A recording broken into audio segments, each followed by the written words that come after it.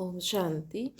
अॼु ॾींहुं मिले तारीख़ आहे 7/1/2025। मेरा मिठा बाप दादा चवनि था, मिठी मिठी ॿार तव्हां पंहिंजे खे संगम युगी ब्रह्मण सम्झो त सतयुगी झाड़ ॾिसण में ईंदा ऐं अपार ख़ुशी रहंदी। प्रश्न जो ज्ञान जी शौक़ीन ॿार आहिनि, उन्हनि जी निशानी छा हूंदी? उत्तर आहे, उहे आपस में ज्ञान जी ॻाल्हियूं कंदा, कॾहिं परचिंतन न कंदा, एकांत में वञी करे वीचार सागर मंथन कंदा। प्रश्न आहे, हिन सृष्टि ड्रामा जो कहिड़ो राज तव्हां ॿार ई सम्झंदा आहियो?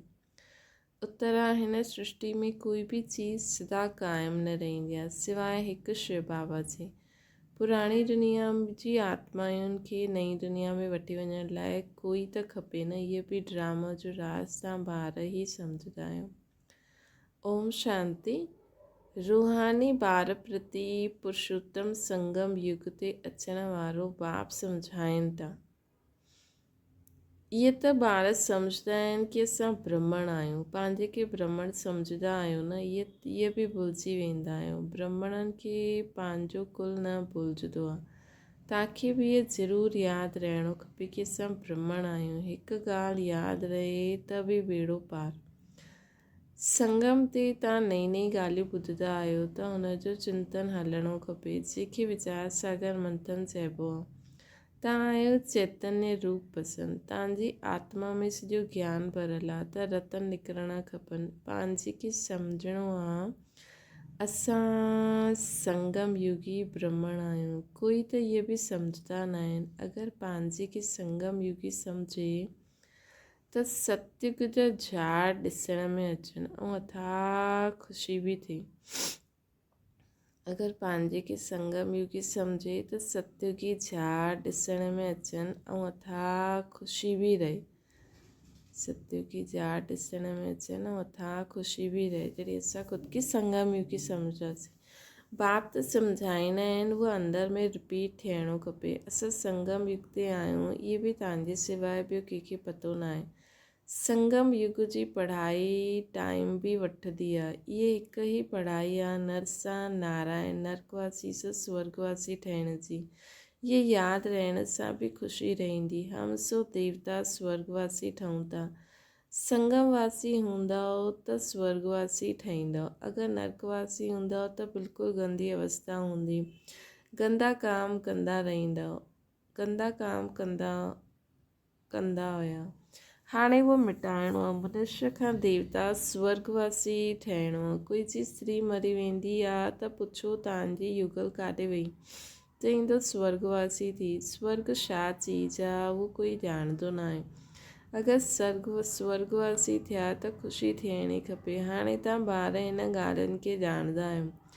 अंदरि वीचार हलणो खपे। हाणे असां संगम ते आहियूं, पावन ठहूं था। स्वर्ग जो वरसो बाप खां वठूं था। इहे घड़ी घड़ी सिमरन करणो खपे, भुलिणो न खपे। परंतु माया बुलाए करे हिकदमि कलयुगी ठाहे छॾंदी आहे। एक्टिविटी ईअं हलंदा आहिनि जीअं हिकदमि कलयुगी। उहो ख़ुशी जो पारो न रहंदो आहे। शक्ल जीअं मुर्दे मिसल थी वेंदी आहे। बाप बि चईंदा आहिनि इहे सभु कामचिता ते वेही जली करे मुर्दा थी विया आहिनि। तव्हां ॼाणंदा आहियो असां मनुष्य खां देवता ठहींदा आहियूं त उहो ख़ुशी थियणी खपे न। इन करे गायन बि आहे, अतीन्द्रिय सुख जी वासना गोप गोपिन खां पुछो। तव्हां पंहिंजी दिलि सां पुछो, असां हुन वासना में रहंदा आहियूं? तव्हां ईश्वरीय मिशन आहियो न। ईश्वरीय मिशन छा कमु कंदी आहे? पहिरियों त शूद्र खां ब्रह्मण, ब्रह्मण खां देवता ठाहींदी आहे। असां ब्रह्मण आहियूं, इहो भुलिजणो न आहे। असां सभु ब्रह्मण आहियूं, इहो भुलिजणो न आहे। उहो ब्रह्मण त झटि चई ॾींदा आहिनि, उहो असां ब्रह्मण आहियूं। उहो त कुख वंशावली आहिनि, तव्हां त मुख वंशावली आहियो न। तव्हां ब्रह्मणनि खे ॾाढो नशो हुजणो खपे। बाबा चवनि था, गायन बि आहे न, ब्रह्मा भोजन खाओ, प्रभु जा गुण गाओ। तव्हां कंहिंखे ब्रह्मा भोजन खिलाईंदा आहियो त केतिरी ख़ुशी थींदी आहे। असां पवित्र ब्रह्मणनि जे हथ जा खाईंदा आहिनि। मनसा वाचा कर्मणा पवित्र हुजणो खपे। कोई अपवित्र कर्तव्य न करिणो आहे। टाइम त लॻंदो आहे न, जनम ते ई त कोई न ठहींदो आहे, भल गायन आहे सेकेंड में जीवन मुक्ति। बाप जो ॿारु ठहियो ऐं वरसो मिलियो। त सभु ब्राह्मणनि खे ॿियनि खे शूद्र कुल सां कढी करे ब्राह्मण ठाहिणो आहे, बाबा खां वरसो ॾियाराइणो आहे, है न। बाप जो ॿारु ठहियो ऐं वरसो मिलियो, हिकु बार पहचान करे का चई ये ब्रह्मा, ये प्रजापिता ब्रह्मा ऐं ब्रह्मा वल्द शिव। निश्चय चइण सां वारिस थी वेंदा आहिनि, है न। अगरि कंहिंखे निश्चय थी वञे त उहो वारिस थी वेंदो आहे। पोइ अगरि कोई अकर्तव्य कंदा त सजायूं ॾाढी खाइणी पवंदी। जीअं काशी कलवट जो सम्झायो आहे न, सजा खाइण सां हिसाब किताब चुक्तो थी वेंदो आहे।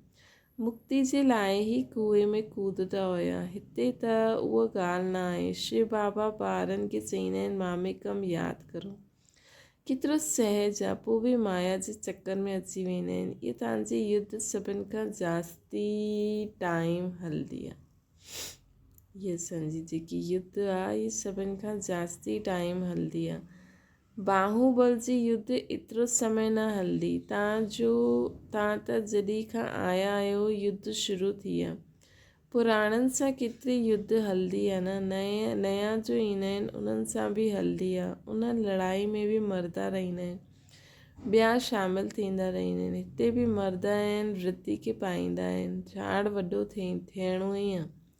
बाप मिठे मिठे ॿारनि खे सम्झाईंदा आहिनि, इहे यादि रहणो खपे, उहो बाप बि आहे, सुप्रीम टीचर बि आहे, सतगुरु बि आहे। श्री कृष्ण खे त सतगुरु बाप टीचर न चईंदा। तव्हां सभिनि जो कल्याण करण जो शौक़ु, तव्हांखे सभिनि जो कल्याण करण जो शौक़ु हुजिणो खपे। महारत ई भारत सर्विस ते रहंदा आहिनि, उन्हनि खे त ॾाढी ख़ुशी रहंदी आहे।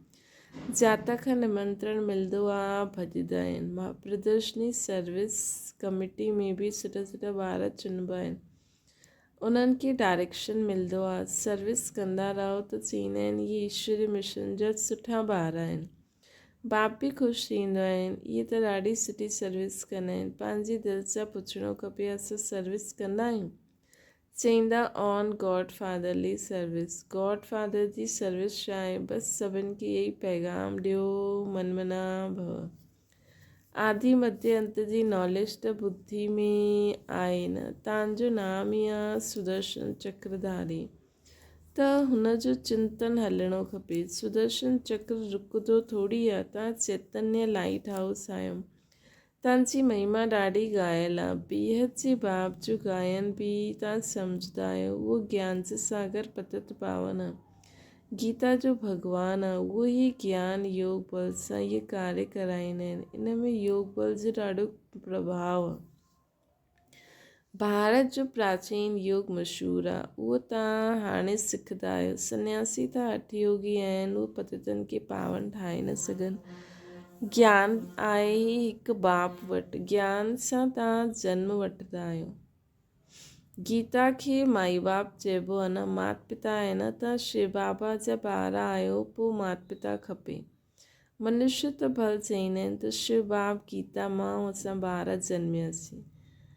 मनुष्य त भल चईंदा आहिनि, परंतु सम्झंदा थोरी आहिनि। बाप सम्झाईंदा आहिनि हिन जो अर्थ केॾो गुह्य आहे। गॉड फादर चइबो आहे न, पोइ माता पिता छो चइबो आहे? बाबा सम्झाईंदा आहिनि भल सरस्वती आहे, परंतु वास्तव में सच्ची मदर त इहा ब्रह्मपुत्रा आहे।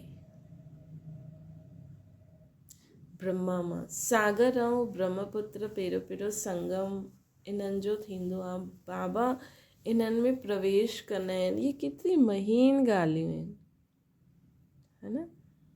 सम्झण में केॾी गहराई सां सम्झणो पवंदो आहे। पहिरियों संगम इन्हनि जो आहे। बाबा इन्हनि में प्रवेश कंदा आहिनि। इहे केतिरी महीन ॻाल्हियूं आहिनि। ॾाढियुनि जी बुद्धि में इहे ॻाल्हियूं रहंदियूं आहिनि त चिंतन करनि। बिल्कुलु कम बुद्धि आहे, कम दर्जो पाइण वारा आहिनि। उन्हनि जे लाइ बाप बि पोइ चईंदा आहिनि पंहिंजे खे आत्मा सम्झो। ये त सहज आहे न। असां आत्माउनि जो बाप परमात्मा आहे, उहो तव्हां आत्माउनि खे चईंदा आहिनि मामिकम यादि करो त विक्रम विनाश थी वेंदा, है न। बाबा असां आत्माउनि खे चईंदा आहिनि मामिकम यादि करो त विक्रम विनाश थी वेंदा। इहा आहे मुख्य ॻाल्हि, इहा आहे मुख्य ॻाल्हि। कहिड़ी? बाबा खे यादि करो त विक्रम विनाश थी वेंदा। डर बुद्धि वारा वॾी ॻाल्हि सम्झी न सघनि, हिन करे गीता में बि आहे मनमना भव। सभई लिखंदा आहिनि बाबा यादि जी यात्रा ॾाढी डिफिकल्ट आहे।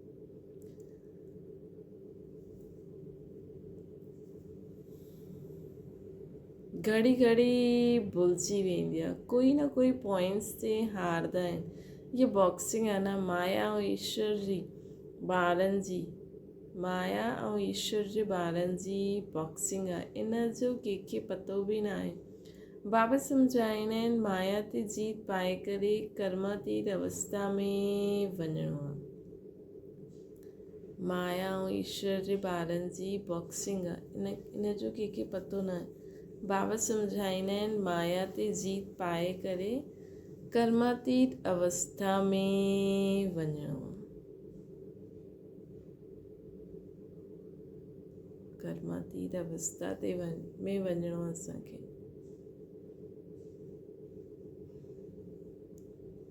पहिरियों तव्हां आया आहियो कर्म संबंध में, उन में ईंदे ईंदे पोइ अधु कलाक पोइ तव्हां कर्म बंधन में अची वेंदा आहियो।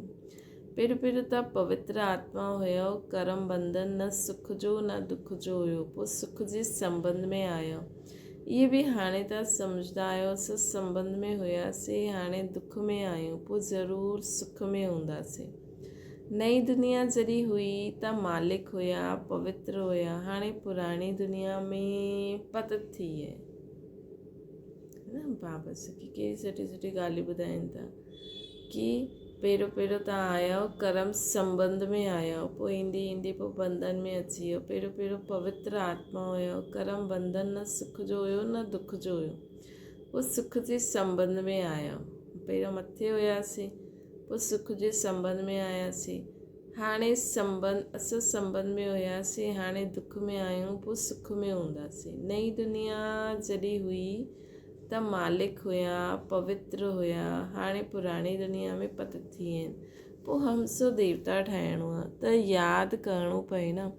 बाप चईंदा आहिनि मूंखे यादि करो त तव्हांजा सभु पाप मिटिजी वेंदा, तव्हां मुंहिंजे घर अची वेंदा, वाया शांतीधाम सुखधाम में वेंदव।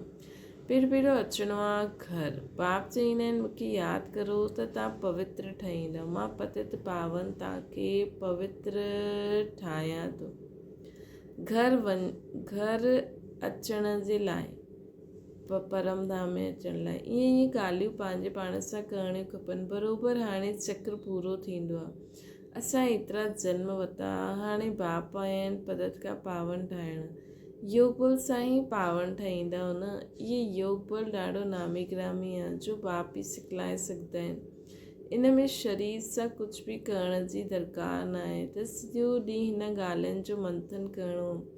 एकांत में काथे बि वियो अथवा वञो, बुद्धि में इहे ई हलंदो रहे। एकांत ॾाढो सुठो आहे। मथे छित ते त डिॼण जी ॻाल्हि न आहे। अॻियां त सवेरे मुरली ॿुधण खां पोइ हली वेंदा हुयो पहाड़नि ते। जो ॿुधियो हुनजो चिंतन करण लाइ पहाड़नि ते वञी करे वेंदा हुयो। जो ज्ञान जो शौक़ीन हूंदा उहो त आपस में ज्ञान जी ॻाल्हियूं ई कंदा रहंदा।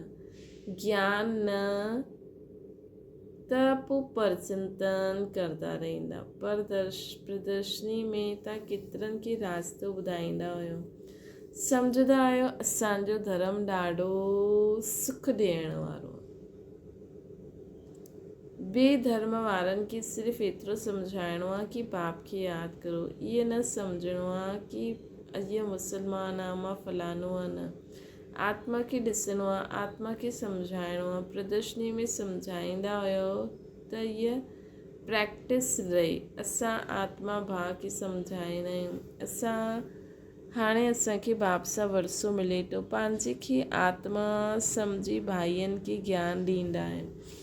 हाणे हलो बाप वटि ॾाढो समय बिछड़ियो। उहो शांतीधाम आहे, हिते त केतिरो शांती दुख आदि आहे न।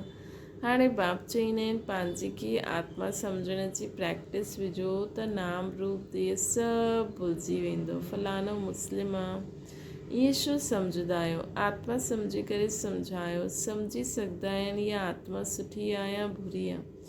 आत्मा जे लाइ चइबो आहे बुरे खां दूरि भॼाइणो, बुरे सां दूरि भॼणो खपे। हाणे तव्हां बेहद जे बाप जा ॿार आहियो, हिते पाठ वॼाईंदा आहियो। हाणे पोइ वापसि हलिणो आहे, पावन ठहिणो आहे।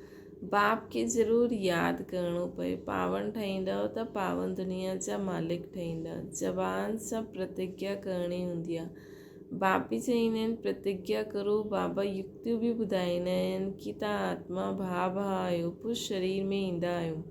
भाउ भेण आहियो, भाउ भेण कॾहिं विकार में वञी न सघंदा। पवित्र ठही बाप खे यादि करण सां तव्हां विश्व जा मालिक ठही वेंदा, है न। पवित्र ठही तव्हां बाप खे यादि करण सां तव्हां विश्व जा मालिक ठही वेंदा। सम्झाइबो आहे माया सां हारे पोइ उथी करे खड़ा थी वञो।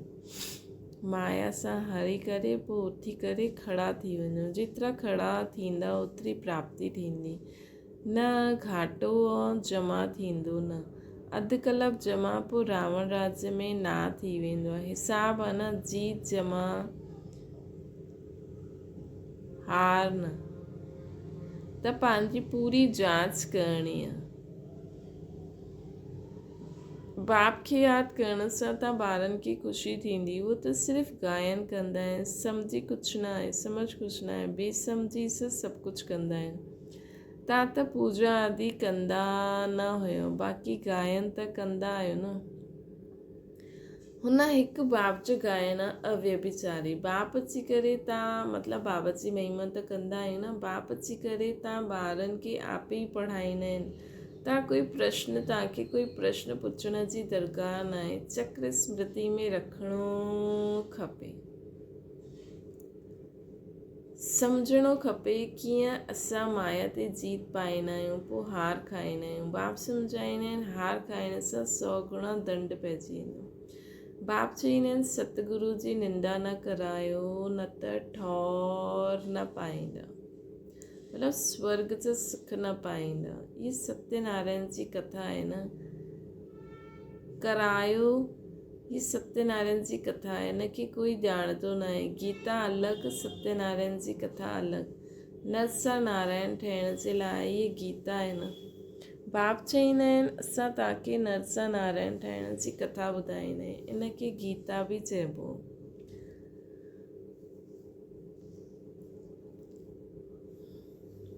अमरनाथ जी कथा बि चईंदा आहिनि। टियों नेत्र बाप ई ॾींदा आहिनि। इहे बि ॼाणंदा आहियो असां देवता ठाहींदा आहियूं त गुण बि ज़रूरु हुजणा खपनि। हिन सृष्टि ते कोई बि चीज़ सदा क़ाइमु न आहे। सदा क़ाइमु त हिकु शिव बाबा ई आहे। बाक़ी त सभिनि खे हेठि ई अचिणो, परंतु उहे बि संगम ते ईंदा आहिनि। हाणे त सभिनि खे वापसि वठी वेंदा। शिव बाबा ई सदा क़ाइमु रहंदा आहिनि। हिकु शिव बाबा ई रहंदो आहे। बाक़ी त सभिनि खे हेठि ई अचिणो, परंतु उहो बि संगम ते ईंदा आहिनि। सभिनि खे वापसि वठी वेंदा आहिनि। पुराणी दुनिया जी आत्माउनि खे नई दुनिया में वठी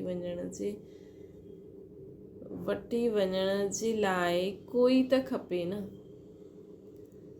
त बाबा हाणे असांखे सत्यनारायण जी कथा ॿुधाइनि था, अमरनाथ जी कथा ॿुधाइनि था, तीजड़ी जी कथा ॿुधाइनि था। पोइ बाबा चवनि था कोई बि चीज़ सदा क़ाइमु न रहंदी आहे। असां बि आत्मायूं भले अविनाशी आहियूं, लेकिन नई खां पुराणी, पुराणी खां नई त थींदा आहिनि। बाबा त सदा ई अहिड़ा आहिनि। बाबा बि अहिड़ा आहिनि त बाबा जो परमधाम बि सदा ई शुद्ध रहंदो आहे। हा, बाक़ी ख़ाली थींदो आहे। त बाबा चवनि था कि बाबा भी संगम युग ते ईंदा आहिनि, सभिनि खे वापसि वठी वेंदा आहिनि। पुराणी दुनिया में न आत्माउनि खे पुराणी दुनिया जी आत्माउनि खे नई दुनिया में वठी वञण लाइ कोई त खपे न। त ड्रामा जे अंदरि इहे सभु राज आहे। बाबा अची करे पवित्र ठाहींदा आहिनि। कोई बि देहधारी खे भॻवानु न चइबो आहे। हिन समय बाप सम्झाईंदा आहिनि आत्मा जो पंख टुटी विया आहिनि त उड़ी न सघंदी। हिन समय बाप सम्झाईंदा आहिनि कि आत्मा जा पंख टुटल आहिनि, हिन करे आत्मा उड़ी न सघंदी आहे। ज्ञान योग जा पंख टुटल आहिनि। बाप अची करे ज्ञान योग जा पंख ॾींदा आहिनि। योग बल सां तव्हांजा सभु पाप कटिजी वेंदा, पुण्य आत्मा ठही वेंदा। पहिरियों त महिनत बि करणी खपे। इन करे बाप चईंदा आहिनि मामेकम यादि करो, चार्ट रखो। जंहिंजो चार्ट सुठो हूंदो उहो लिखंदा, उन्हनि खे ख़ुशी थींदी। हाणे सभई महिनत कंदा आहिनि, चार्ट न लिखंदा त योग जो जौहर न भरिजंदो। चार्ट लिखण सां फ़ाइदो बि ॾाढो आहे। चार्ट सां गॾु पॉइंट्स बि खपनि। चार्ट में त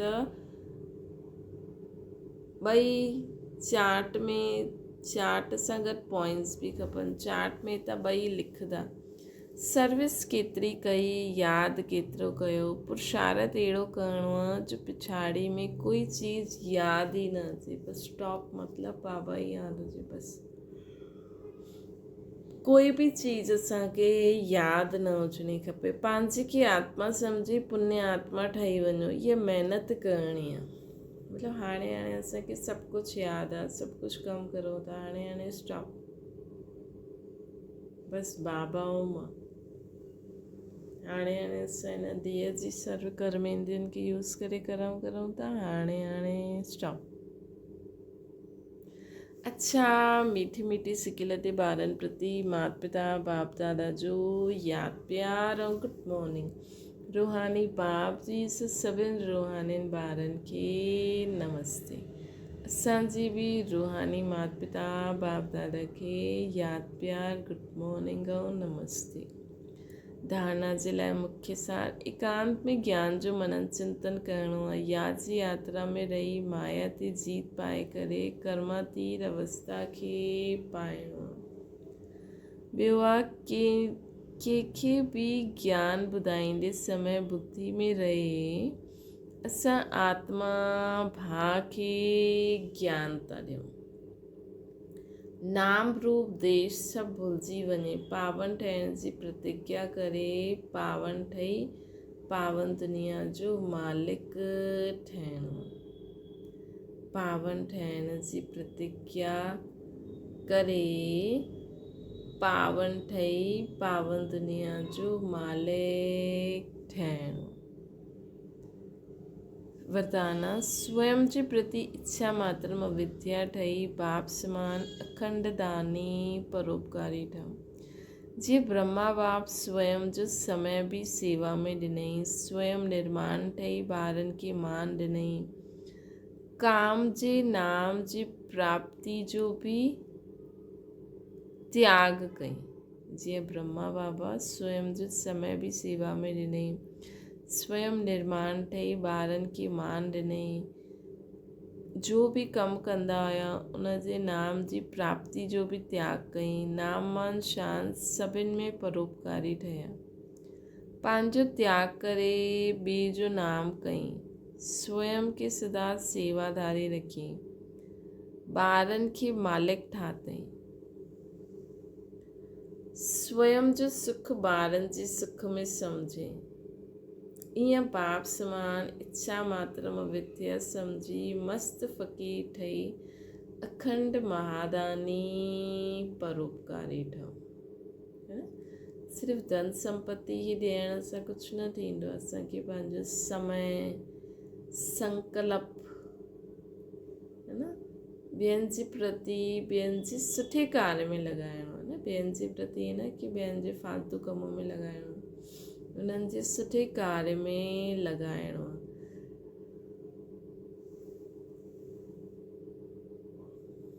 उन्हनि जे भले जे लाइ लॻाइणो। त बाबा चवनि था जी ब्रह्मा बाबा स्वयं जो समय बि सेवा में ॾिनई, स्वयं निर्माण ठही ॿारनि खे मान ॾिनई, कम जे नाम जी प्राप्ति जो बि त्याग कई, नाम मान शान सभिनि में परोपकारी ठहिया, पंहिंजो त्याग करे ॿियनि जो नाम कई, स्वयं खे सदा सेवादारी रखियईं, ॿारनि खे मालिक ठाहियईं, स्वयं जो सुख ॿारनि जे सुख में सम्झियईं। ईअं बाप समान इच्छा मात्र में विद्या ठव अर्थात मस्त फ़कीर ठही अखंड महादानी परोपकारी ठव त विश्व जे कल्याण जे कार्य में तीव्र गति ईंदी। कीअं किस्सा समाप्त थी वेंदा, है न? केस ऐं किस्सा समाप्त थी वेंदा। स्लोगन आहे ज्ञान गुण धारणा में सिंधु ठहो, स्मृति में बिंदु ठहो। ज्ञान गुण धारणा में सिंधु ठहो, स्मृति में बिंदु ठहो। मनसा सेवा जे लाइ जो पॉइंट आहे अव्यक्त मासो, पंहिंजी शक्तिशाली मनसा द्वारा सकाश ॾियण जी सेवा करो। हाणे तव्हां ॿार पंहिंजी श्रेष्ठ शक्तिशाली संकल्प द्वारा सकाश ॾियो, कमज़ोर खे बल ॾियो, पंहिंजे पुरुषार्थ जो समय ॿियनि खे सहयोग ॾियण में लॻायो। ॿियनि खे सहयोग ॾियणु अर्थात पंहिंजो जमा करणु। हाणे अहिड़ी लहर फैलायो, सेल्वेशन वठिणो न आहे, सेल्वेशन ॾियणो आहे, ॾियण ई वठणु। हाणे असांखे ॿियनि खां सेल्वेशन वठिणो न आहे, ॿियनि खे सेल्वेशन ॾियणो आहे, ॾियण में ई वठणु समायल आहे, ॾियण में ई वठणु समायल आहे। त हीअं असांखे पंहिंजी शक्तिशाली संकल्प द्वारा सकाश ॾियो, कमज़ोरनि खे बल ॾियो, पंहिंजे पुरुषार्थ जो समय ॿियनि खे सहयोग ॾियण में लॻायो, ॿियनि खे सहयोग ॾियणु अर्थात पंहिंजो जमा करणु। हाणे अहिड़ी लहर फैलायो, सेल्वेशन वठिणो न आहे, सेल्वेशन ॾियणो आहे, ॾियण में वठणु समायल आहे। अच्छा, सेल्वेशन मतिलबु कोई ब्राह्मण परिवार में भी कॾहिं कॾहिं कोई माण्हू मदद मांगता आहिनि, हीअं थियो। धन संपत्ति जे अलावा भी शक्तियुनि जी भी मदद मांगता आहिनि न। धन संपत्ति चीजूं त मांगदा ई आहिनि, मतिलबु हीअं न मांगदा आहिनि भई कार्य जे लाइ सहयोगी ठहो, हीअं बि न चइणो आहे। असांखे बाबा जो कार्य इहे ई आहे, पोइ जंहिंखे जो सहयोगी ठहिणो आहे उहो ठहींदा। त सेल्वेशन ॾियण में वठणु समायल आहे। अच्छा, ओम शांति। बाबा खे यादि करो।